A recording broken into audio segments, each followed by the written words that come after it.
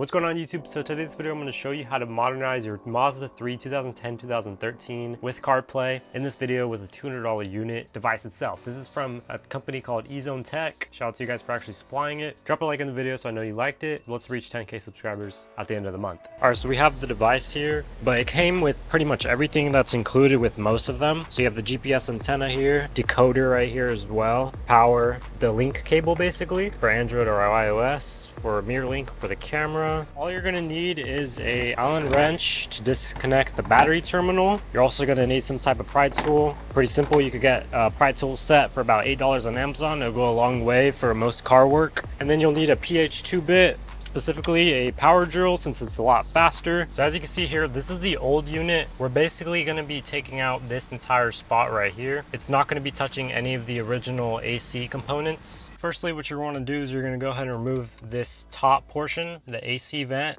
You're gonna need one of these pry tools like I mentioned. Pry off the top piece, start off with the corner, and then work your way to the middle and then to the other side. You're gonna be greeted with two PH2 bits, and then you're just gonna go ahead and take out the screw. And this is the second one.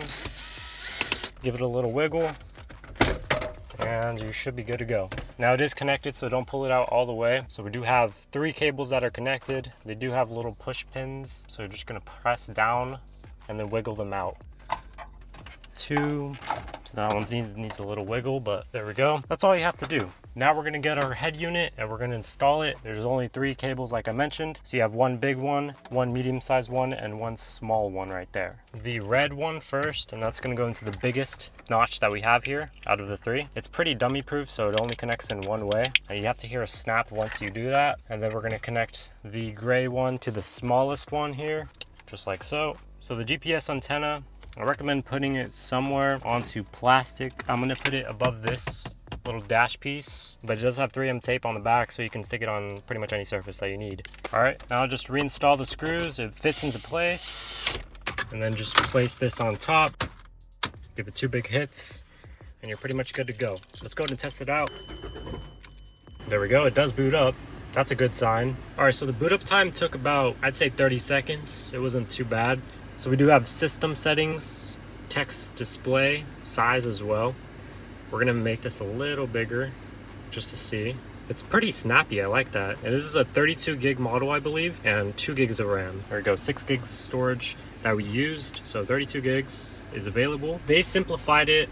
Basically, all you really have to do is press this button right here, and then you have the rest of the apps. And I believe it's swipe. I thought it was scroll down, but you have car settings, Bluetooth music, aux, the DSP, which we'll get into right now, instructions, Chrome, you've seen there, maps, screen off, reset, screensaver, Play Store, YouTube, Waze, which is a navigating app, Z-Link, SW. Z-Link is the CarPlay app, so use that when you need to. You have wallpapers here as well, so you have a bunch of those. And in here, you can change each individual band. As you can see, you have mid, treble, ultra treble, bass. But not only that, I believe there should, oh wow, you can actually draw. So you do have the reset, you have those bands, you do have standard here, custom, rock, popular, jazz, classical.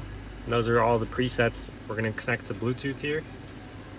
And then we're gonna search right there, and we're gonna connect. Wow, I didn't even know this had CarPlay on it, and then it asked me to do CarPlay, and it has CarPlay. Wow, okay, that's a shocker. For 200 bucks, I'm already happy with this, just because it has CarPlay. I was like, if it doesn't have CarPlay, I mean, it's not super worth it, but this has CarPlay now, so wow, I'm happy about that. That's crazy. So you know what it is. I'm recording right now, so it's gonna be a little bit slower. Shows you the location on the left, the music on the right, time, battery percentage here on the left, as well as recent apps.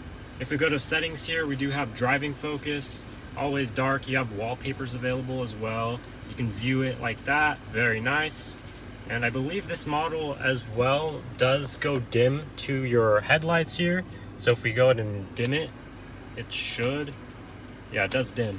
So this is on no lights, and this is on lights. CarPlay is the reason why I love CarPlay, and that's the reason why I upgraded my personal car to a CarPlay version. This already, it's only 200 bucks, and look how modern it looks. It already spiced up the entire car just from that. Amazing, 10 out of 10. Easy installation too. Without further ado, drop a like on the video, subscribe, and I'll see you guys in the next one.